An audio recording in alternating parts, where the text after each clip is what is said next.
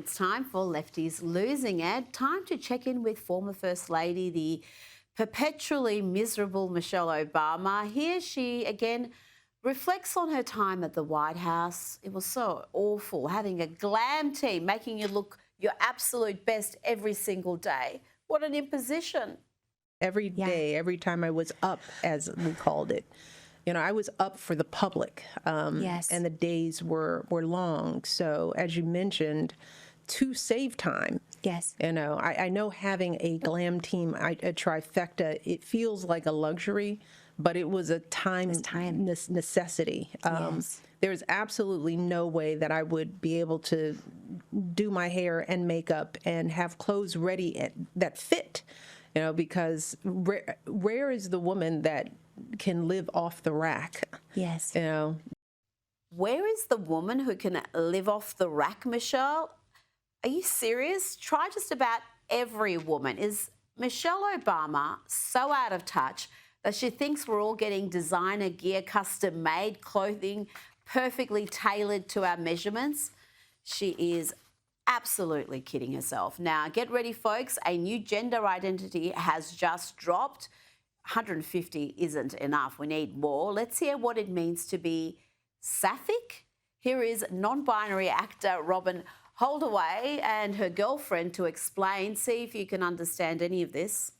Sapphic, much like any identity term, can mean a lot of different things to different people. Broadly speaking, it means people who are not men, but generally femme in some way, who are also attracted to people who are not men and femme in some way. The idea of this, I think, is to be a little bit broader and more encompassing than some people might feel other labels are. Personally, I think there's space in a lot of labels for this. But, for example, it's to encompass people who are attracted to non-binary people who might present in different ways. Pretty sure we already have terms for all of that, but please do go on and bore us silly with your insufferable self-importance. Only the thing is that this is actually quite an interesting part of how sapphic operates as a term, is that this is Robin. They are AFAB, i.e. they are female at birth, and they are actually quite masc presenting in a lot of ways, which means that I often have a brief moment of just having a brain block when everyone calls us sapphic, because I'm going, what? And I briefly forget that sort of almost in a way underneath the rest there's sort of female plumbing, because it's completely irrelevant to how I perceive them. I very regularly forget that we're in a queer relationship. And this is part of the interesting complexity of sapphic as a term. Insufferable. They went on and on and on. Trust me, I had to watch it all. Just so tiresome, self-delighted, luxury beliefs for people divorced from reality. Now, here's an antidote to that craziness. Here is a lady called Kristen Hawkins who has no time for such nonsense. What about folks who have wombs but are not women, like trans people, genderqueer folks? Why do you keep saying women when this issue affects more than women? Because there are two genders, male and female. I am non-binary. I have a friend who is intersex. This issue affects more than women. It affects trans men. It affects genderqueer folks. Women have wombs. I am not a woman, and I have a womb. You are a woman. I and you know. do have No. Next question. Now to Bryan Cranston, who's now a psychiatrist as well as being a daft actor who, well, sounds a bit like a simpleton every time he speaks without the benefit of a script written by other people smarter than him. I think he is dangerous. And quite frankly, I don't think he's that smart. I really don't. I think he's very good at a specific thing, and that is branding himself. I think he knows how to sell himself, and that's because of his narcissism, that he cannot allow himself not to be seen as a winner. A narcissist. He sounds like a teenage girl going through his first breakup, does our Bryan. But this is the guy who is, well, certainly old enough to know better and old enough to stop embarrassing himself, because I remember this, you may not, but back in 2016, he vowed to flee the United States if Donald Trump became president. The boy who cried wolf. Now, Nikki Glaser is a funny gal. She may have a weird Taylor Swift obsession, little odd for a 41-year-old woman, but she's a comic, and the only thing I want my comics to be is funny. And Nikki is funny. Her work on celebrity roasts is superb. But alas, she's gone from the highs of starring in Tom Brady's roast to cringe jokes about human trafficking and pedophilia. Check out this hot mess on Saturday Night Live. I mean, it's hard even being an aunt for me. I was staying at my sister's house recently, and at one point I was like, I'm gonna go take a shower. And my nephew comes running in. He's like, I want to take a shower with you. I want to take a shower with you. He's 18. I'm like, what's going on with his voice? Something's wrong. No. He was 4, and it was very cute. And my sister was like, he can take a shower with you. It's fine. He does it with us. And I'm like, okay, that's fine for you guys, but are you really okay with like an adult showering with your child? Like, maybe it's okay if you like come and supervise. And she was like, why? And I was like, because what if I molest him? Like,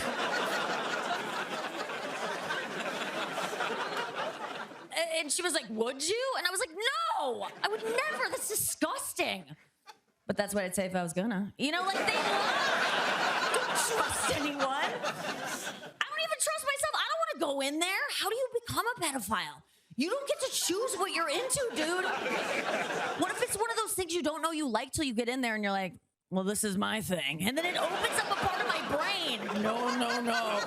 Yep, I wish I could unsee that too, but there were signs with Nikki. I'm not sure if it's TDS or just the paranoia that self-delighted lefties suffer from, but she actually thought she may be banned from coming back to America because she bagged Donald Trump and joked about him during her recent stand-up tour. Listen to this. I was just in Canada where you can say things on stage about someone, and they are on board. I mean, it is, dude, it's wild. There was a time on stage, I think on Saturday night, that I was like, oh my God, if what I said gets recorded and sent out, like I could maybe not get let back into the country.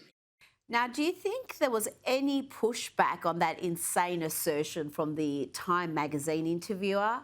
Of course not. Nikki was allowed to explore her paranoid fantasies and make an utter dribbling fool of herself. I'm not trying to be an alarmist, but I definitely don't think that I am immune to having some kind of backlash, or that I couldn't be put on some kind of list because of some story I reposted that was, I mean, you look at other places that have dictators. Like, you're not allowed to say bad things about them before they became a dictator or after. So I'm kind of on a list at this point. She's so desperate to be an oppressed victim. Pathetic. Now, get ready to cringe. Here is a silly woman, Stephanie Miller, bowing down and kissing the feet of radical Democrat Jasmine Crockett. It's a humiliating display, but she's proud of it. Representative, can you confirm that I just kissed your sneakers? This is true. She's on camera saying she'll do the radio. I am. We're doing it. Future senator of the great state of Texas. I'm gonna miss Ted Cruz so much. He's so likable. Let's bring in Sky News contributor Kosha Gator. Kosha, let's look at beyond that humiliating display and focus on the larger picture, the voting patterns of women in the recent elections. We're talking about Virginia, New Jersey and New York City. What does it tell us? It's quite stark and quite divided, like direly divided. I was looking up historically, and up until just before Bill Clinton, it was pretty 50-50 in terms of how women voted for Democrats versus Republicans in relation to men. And then after that, sort of the steady decline, about 10 to 15 points, women always vote Democrat. And then if you double click within that, non-white women, 80% Democrat. The uneducated women, college-educated, very heavy, 60% Democrat. And single women, that's the issue. Jesse Kelly calls this the beating heart. He adds on SSRIs of the Democrat Party are these women, single women. It's 60 to 70%. That's how they're voting. And so if Republicans want to win in the near term, the men have to vote more, because that's the other thing. Women are a little bit larger part of the electorate. About 53% of women vote. They're more organized. They get themselves to the polls or mail in their ballots. And then longer term, encouraging marriage, because married women, still in the majority, 55% vote for Republicans. The whole perspective changes when you're married and have children.